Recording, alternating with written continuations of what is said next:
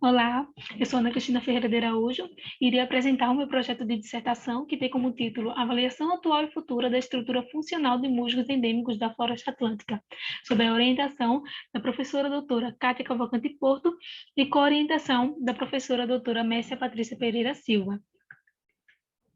As espécies endêmicas são definidas como aquelas que vão possuir uma distribuição restrita a uma área geográfica original, devido a limitações, né, na sua dispersão ou devido à diminuição da sua amplitude de nicho inicial ou anterior. Então, considerando que as teorias de nicho ecológico, elas preconizam que há uma relação positiva entre a amplitude de nicho e a dimensão da distribuição geográfica, as espécies endêmicas, portanto, tenderiam a utilizar menos recursos e ter uma maior especialização de nicho ecológico, devido à sua menor amplitude de nicho. Portanto, os impactos ambientais, né, como as mudanças climáticas, eles podem ser observados não somente na distribuição dessas espécies endêmicas, como também nos seus atributos funcionais. Então, nesse sentido, Silva e colaboradores destacam que os atributos funcionais são extremamente importantes por considerar a vulnerabilidade diferencial das espécies às mudanças climáticas, na medida em que garantem modelos mais robustos, que são modelos baseados em características, do que estudos baseados principalmente na distribuição dessas espécies endêmicas. Então, diante disso, essa abordagem é particularmente interessante para as briófitas, que são um grupo de plantas basais, atraqueófitas, devido a características intrínsecas do grupo, né, como a presença de hipoquiloidria e a ausência de um sistema vascular lignificado, elas respondem de forma geral rapidamente às mudanças climáticas. Então, dado isso, a floresta atlântica é considerado o centro de diversidade de briófitas, abrigando o dobro de hepáticas endêmicas da floresta atlântica, da floresta amazônica. E esse número ele chega a ser 8 vezes maior para o endemismo de musgos. Apesar desse elevado, né, valor biológico, a floresta atlântica é considerada o segundo domínio mais ameaçado de extinção do mundo. Então, a estimativa mais recente foi feita por Rezende e colaborador de 2018, dessa quantidade, né, de área de floresta atlântica remanescente, eles revelaram a cobertura atual de vegetação de 28%. Então, considerado alto, né, comparado a estudos anteriores, o que traz uma esperança para a regeneração da floresta atlântica. Com base nisso, as emissões globais, né, de CO2, elas estão em níveis recordes. Então, o aquecimento global relacionado com esse aumento dos níveis de gás carbônico, eles constituem uma série de ameaças para o estabelecimento e para a manutenção de diversos grupos, né, diversas espécies. E isso tem sido considerado um dos fatores principais para essa atual crise de extinção. No entanto, muitas espécies, elas, segundo o Bussotti e colaboradores de 2015, podem responder de diversas maneiras a essas mudanças climáticas, seja pela persistência, né, que é devido à aclimatação e plasticidade fenotípica, seja por migração, evolução, que é adaptação local, ou morte. No entanto, né, diversos estudos têm mostrado que as mudanças climáticas, né, favorecerão poucas espécies em detrimento de muitas. Ou seja, as áreas de distribuição de, de, de algumas espécies vencedoras, elas podem expandir, enquanto que as áreas de distribuição de muitas espécies perdedoras provavelmente diminuirão. Então, em contrapartida, né, a isso, outras espécies elas podem ter que mudar as suas zonas, né, de distribuição para alcançar justamente nichos climáticos adequados, né, como foi visto em vários trabalhos, em que várias espécies elas mudaram sua distribuição para locais mais frios, como em regiões temperadas e regiões tropicais, abordado por Parmesan e colaboradores de 1999 e Core e colaboradores de 2008. E aí, como resposta nessas mudanças climáticas, as espécies elas vão responder de forma específica ao aquecimento global. Então, se uma espécie ela tem um nicho climático com condições ótimas, né, qualquer mudança pode afetar a distribuição dessas espécies. Então, nesse sentido, as espécies endêmicas, elas são potenciais perdedoras em relação às mudanças climáticas, né? Na medida em que elas tendem a utilizar menos recursos e têm uma maior especialização de nicho climático, devido a essa menor amplitude de nicho. Então, os modelos de distribuição potencial de espécies, eles são considerados ferramentas úteis e informativas para avaliar as possíveis mudanças futuras nos padrões de distribuição de espécies e também nos seus atributos funcionais, né, a fim de verificar e identificar essas espécies potencialmente perdedoras e vencedoras com as mudanças climáticas. Então, apesar da aplicabilidade, né, desses modelos de distribuição potencial de espécies e também de seus atributos funcionais, poucos estudos utilizaram essa ferramenta para briófitas em relação às mudanças climáticas.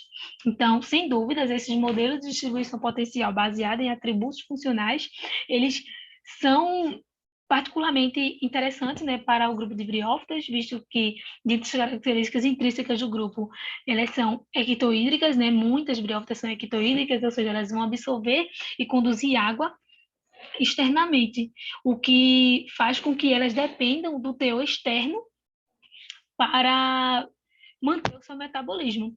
E aí, sendo assim, o clima vai ser o fator que vai influenciar diretamente na distribuição e na abundância local dessas espécies. Então, sendo assim, né, o aumento da temperatura, né, com as mudanças climáticas, provavelmente é um fator-chave que vai alterar a distribuição dessas briófitas, né, dessas espécies endêmicas, como também dos seus atributos funcionais, considerando aí as mudanças climáticas. E apesar, diante disso, né, com base nessas consequências, vai acontecer a redução na área da decobabilidade ambiental de espécies com atributos funcionais considerados especialistas de hábitats com uma menor alteração ambiental, como, por exemplo, espécies dioicas e espécies com forma de crescimento exigente, né, considerando a tolerância à dissecação, visto que elas são mais suscetíveis às mudanças climáticas por serem encontradas, em sua maioria, em locais muito úmidos. Então, estudos avaliando essa estrutura funcional, né, com base nas funções das mudanças climáticas de espécies especialistas, são interessantes, né, principalmente na floresta atlântica, né, que é considerada um hotspot de biodiversidade com altos níveis de precipitação e umidade. E abriga uma enorme diversidade de endemismo e uma enorme diversidade e endemismo de briófitas, né, o que aí inclui 90% da riqueza de musgos, 90% da riqueza de musgos para, para a floresta atlântica. E aí chegando a ser cerca de 120 espécies endêmicas, né, com dados de ocorrência para esse domínio fitogeográfico. E aí esse número corresponde a 8 vezes maior do que o endemismo de musgos para a floresta amazônica. Diante disso, como justificativas, temos que a destruição e a fragmentação do hábitat comprometem a sobrevivência de muitos grupos biológicos, né? Particularmente das briófitas, que são altamente sensíveis às variações ambientais. E aí, diante disso, estudos sobre musgos, particularmente sobre mudanças sobre espécies endêmicas, elas podem contribuir para a melhor compreensão dos processos oriundos da degradação de remanescentes em floresta atlântica. E como também esse tema é extremamente útil e relevante por avaliar as alterações que diferentes cenários climáticos futuros podem influenciar a distribuição de atributos funcionais e centros de endemismo desse grupo, particularmente sensível a esses distúrbios ambientais. E aí, com base nisso, né, dada essa alta representatividade de musgos endêmicos na floresta atlântica, sob constante pressão antrópica, este projeto ele vai utilizar essas plantas modelos a fim de verificar, né, esse perfil funcional, né, essa distribuição desse perfil funcional neste domínio. através de centros de endemismo, como também entender os efeitos das mudanças na amplitude e distribuição de hábitats adequados em relação aos grupos funcionais. Então, com base nisso, duas hipóteses serão testadas. A primeira é de que áreas com alta decabilidade ambiental e consequente probabilidade de ocorrência de musgos endêmicos da floresta atlântica serão reduzidas em dois cenários de mudanças climáticas, o cenário otimista e o cenário pessimista. A segunda hipótese a ser testada é que a redução de áreas de adequabilidade de ocorrência de musgos endêmicos da floresta atlântica será maior para grupos funcionais especialistas de hábitats com uma menor alteração ambiental, por exemplo, especialistas de sombra e forma de crescimento exigente, sendo o inverso verdadeiro para grupos funcionais generalistas e de forma de crescimento tolerante quanto à dessecação.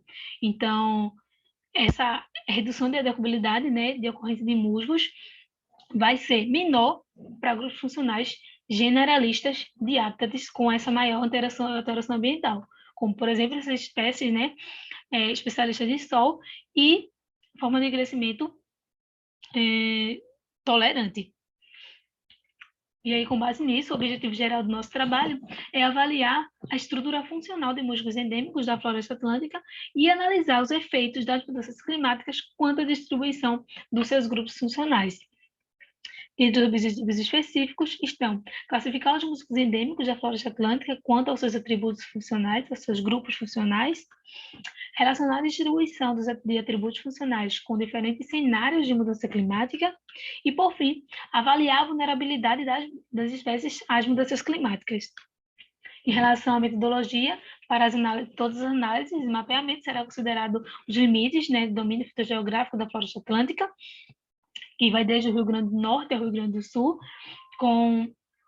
ao longo de 24 graus, né, de latitude, o que vai incluir formações florestais estacionais, ombrófilas abertas, densas e mistas, brechas de altitude, restingas e manguezais. Com relação ao banco de dados que será feito, será realizado um levantamento das espécies no site da Flora do Brasil 2020, realizando os seguintes filtros: nativa do Brasil, somente endêmicas do Brasil, e ocorre somente no domínio fitogeográfico da floresta atlântica. Como também, né, serão utilizados artigos científicos e será feita a atualização nomenclatural das espécies de musgos endêmicos listadas. Também será usado, né, para avaliar, né, para verificar os locais de ocorrência das espécies de musgos endêmicos da floresta atlântica, será utilizado o banco de dados online, como o GBIF e Species-Link. E, por fim, para a montagem desse banco de dados, será compilado atributos para cada espécie. Seguintes atributos: o tipo de sistema reprodutivo, a forma de crescimento e a preferência ao microhábitat quanto à luminosidade. Então, diante disso, serão considerados 8 grupos funcionais, né? Generalista, especializado quanto ao sistema reprodutivo, a forma de crescimento exigente, intermediária ou tolerante, considerando essa tolerância à dissecação, e a preferência de microhábitat quanto à tolerância à luminosidade, né? Sendo generalista, especialista de sol ou especialista de sombra. Em relação às análises de dados, todas as análises de modelagem de distribuição potencial serão baseadas na ocorrência dos atributos funcionais. Então, será utilizado, né, com base no clima atual, será utilizado o WorldClim para o período de 1970 a 2000, onde será utilizado pacote de 19 variáveis bioclimáticas para cada período. Também serão feitas projeções climáticas para o futuro entre 2081 e 2100, com base nesses dados climáticos atuais, né, através do banco de dados IPCC5. Serão feitos testes de correlação a fim de excluir variáveis bioclimáticas altamente correlacionadas, né, entre os modelos climáticos. Para as análises de modelamento e nicho ecológico de áreas de endemismo de musgos, será utilizado o pacote MODEL-R no ambiente R, como também para os modelos climáticos, serão selecionados cenários de redução, intermediário e severo de emissões de gases de efeito estufa. Também será utilizada a nova unilateral e Kruskal-Wallis, a fim de verificar se as áreas de hábitat adequadas para as espécies endêmicas serão reduzidas pelas mudanças climáticas. E, por fim, testes de Turkey ou Odon serão utilizados para identificar diferenças na extensão de hábitats adequados para espécies endêmicas e suas respectivas características. Todas essas análises e estatísticas serão utilizadas no software R.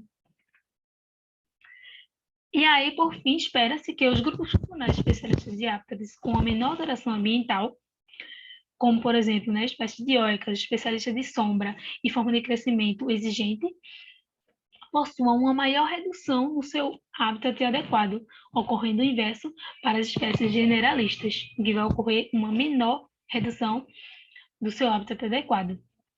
Como também verificar sob a perspectiva de musgos endêmicos o efeito das alterações climáticas a longo prazo na floresta atlântica, participar de pelo menos um evento nacional com apresentação de resumo de post com resultados parciais do projeto, como também publicar, ao término do projeto, pelo menos um artigo científico e periódico de alto impacto especializado em ecologia, conservação ou botânica. Em relação às minhas metas, estão aqui em porcentagem. Então, nesse primeiro trimestre, eu realizei 80% dessa compilação de dados de ocorrência das espécies de musgos endêmicos, restando apenas 20% para o segundo trimestre. A atualização nomenclatura das espécies, realizei 70%, restando 30% para o segundo trimestre. Essa elaboração final das espécies, restam apenas 30% para finalizar nesse segundo semestre. Em relação à pesquisa e compilação de atributos funcionais das espécies de musgos endêmicos, realizei apenas 10% dessa pesquisa, restando 90% para o segundo e terceiro trimestres. A elaboração de bancos de dados de variáveis climáticas, pretendo realizar no terceiro trimestre, como também a análise dos dados de modelagem de distribuição potencial, com base nos atributos funcionais das espécies, está previsto para ser realizado no terceiro trimestre até o quinto. Esse é o meu cronograma, que será feito o levantamento da ocorrência de musgos endêmicos, da espécie musgos endêmicos da floresta atlântica, no primeiro e segundo trimestre, como também a atualização nomenclatural das espécies e o levantamento dos atributos funcionais. As análises de dados serão feitas a partir do terceiro trimestre. O próximo artigo científico será feito no terceiro trimestre até o sexto, e a escrita e defesa da dissertação será realizada a partir do sexto trimestre. Em relação à viabilidade de execução, o Laboratório de Biologia de Briófitas, do Departamento de Botânica da Universidade Federal de Pernambuco, possui infraestrutura adequada, equipamento de informática e literatura especializada para a realização do meu projeto, como também irei utilizar bancos de dados online, como Flora do Brasil, SpaceLink e GBIF, e também já existe um banco de dados com informações de traços funcionais de briófitas disponíveis no Laboratório de Biologia de Briófitas, que também será utilizado para o meu trabalho. Essas são as minhas referências. Obrigada.